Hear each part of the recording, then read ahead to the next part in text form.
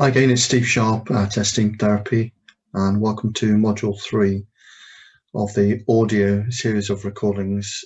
And this is part 1 of a 2-part module. In the previous module of Vicious to Virtuous, we looked at 2 types of patterns in sex and porn addiction. Type 1, which is a behavioral spiral of addiction, and Type 2, which is a dopamine-led, what we might call neurological spiral of addiction.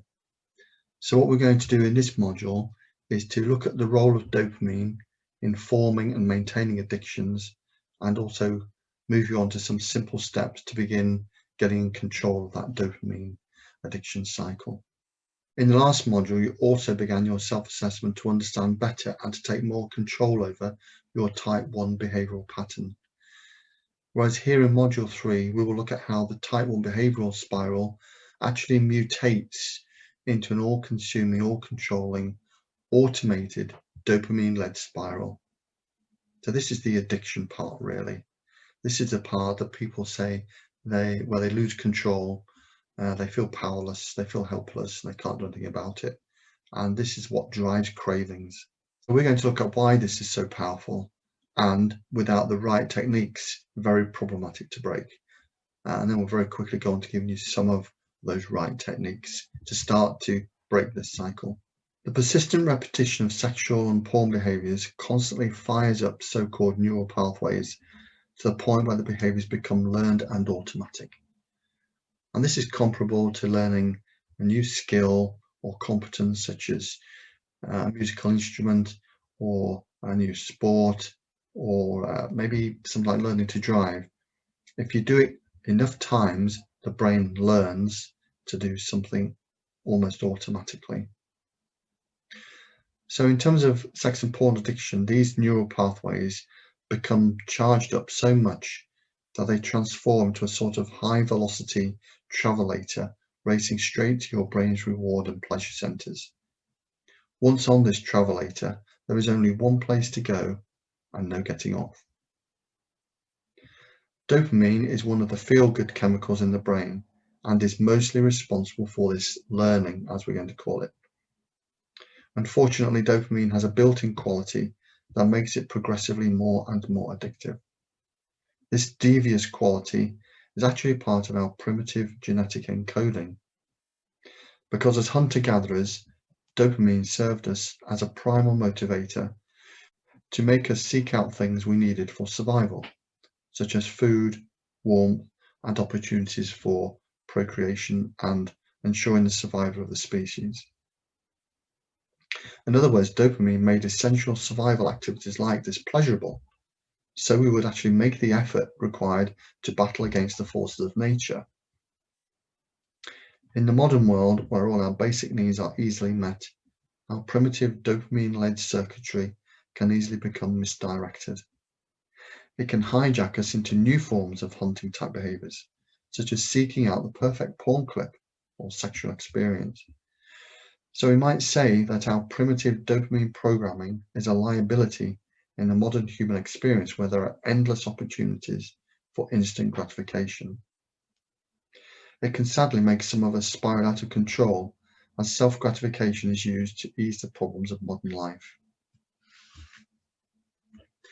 Dopamine-led addictive behaviors have both sensitizing and desensitizing effects. Initially, a sex or porn addict's brain will become sensitized to sexual cues, which act as the on switch for the high velocity travelator towards acting out on pleasure rewards.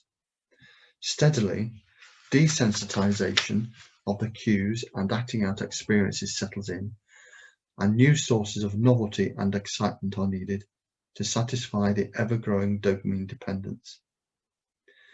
Addicts' dopamine pathways lead to higher and higher expectations of reward, as a novelty that once was failed to deliver. So the brain both sensitizes to sex and desensitizes the rewards, generating an endless search for higher and higher stimulation. Incidentally, the brain also becomes desensitized to normal stimulation, like intimate relationships, and this explains how porn distorts normal sexual arousal and performance. Because it is this impact and how we each experience it and manage it that is the key to overcoming addictions. Throughout the history of psychology, there has been a consistent theme of opposites: good, bad, pleasure, pain, life, death, mania, depression, and so on. We can view our response to events as being up, such as euphoric, excited, happy, angry, stressed out, or down, such as sad, unhappy, depressed, and lethargic. This can be summed up as swinging between up and down states. Everybody has different speeds and severity of this up and down movement.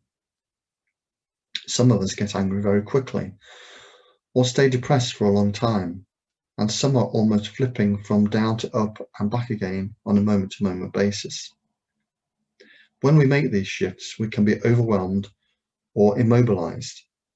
For example, being over-anxious about relationship conflict, procrastinating rather than making efforts to bring about change for the better.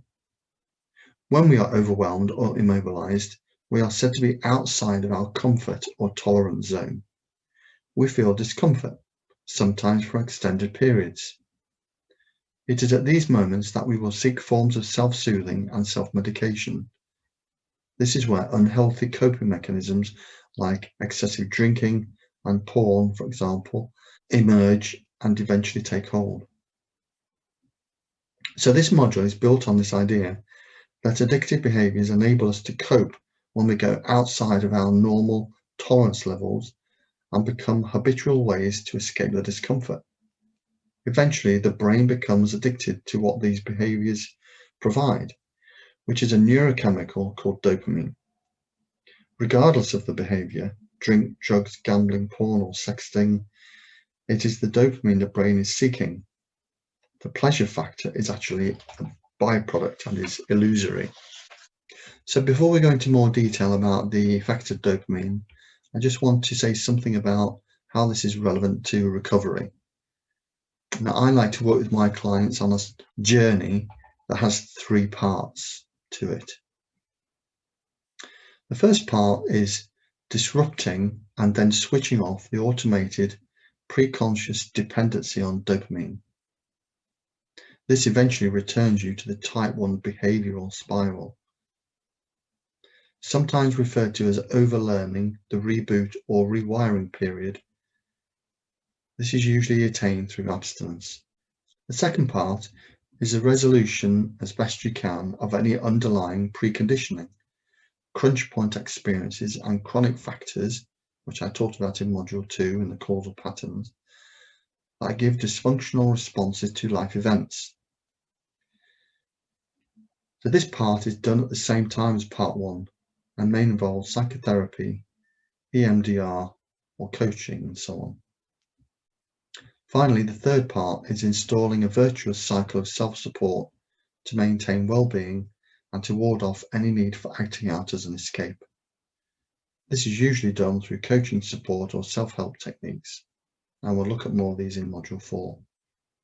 While these are the 3 parts, the actual route and time taken will depend on your learning style, level of commitment, and capacity to make changes to your routines. Reflective learners need time to absorb new ideas before committing to them fully, whereas active learners just like to jump in and get on with it. If you are a reflector, you are probably more suited to a slower de-escalation of your acting out rituals. Whereas if you are more of an activist learner, you will probably want to stop straight away and white knuckle your recovery. Either way is legitimate. What works for you works. These 2 parallel paths to recovery, the disrupting and switching off, plus the resolution of the underlying preconditioning, are shown in the diagram on the screen. Let me wrap up this first part of module 3. We have looked at how our brain searches out pleasurable activities to generate dopamine, which acts as a self-medication for intolerable mind states. Over time, the brain becomes dependent on ever-escalating doses of dopamine and addiction becomes established. Treatment works in 3 parts: stopping the dopamine dependency, resolving underlying emotional and psychological issues needing regulation, and then finally, maintaining a virtuous cycle of self-regulation. This leads us on to part 2 of Module 3, where we look at tools you can easily adopt to stop compulsive behaviours to achieve abstinence and break the hold of dopamine dependency. So, bye for now. Thanks for listening, and you can pick up on Module 3, Part 2 for some stopping techniques.